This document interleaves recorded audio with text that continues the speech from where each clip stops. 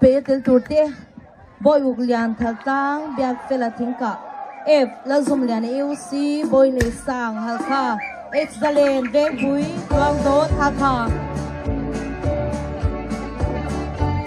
thayang a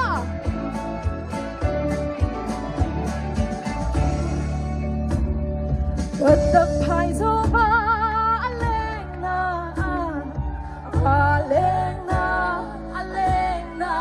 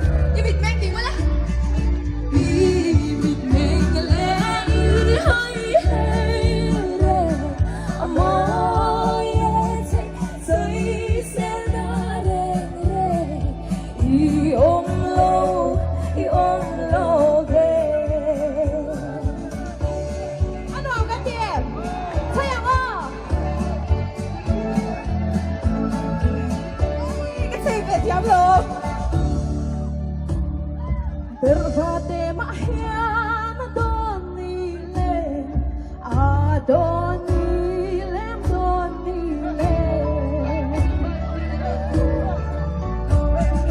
Kapandon se on harlungle aparte rung kakang manglaw apoy ber may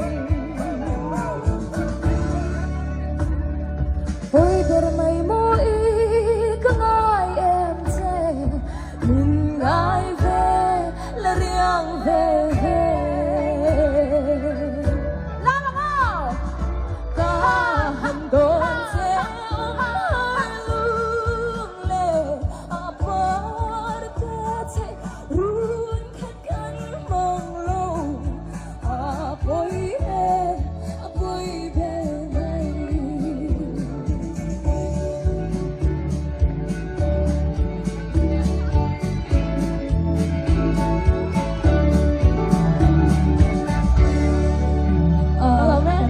Quý sai rồi sao? Mga ito dikti lakay siya eh. Sang uang araw kan sila eh.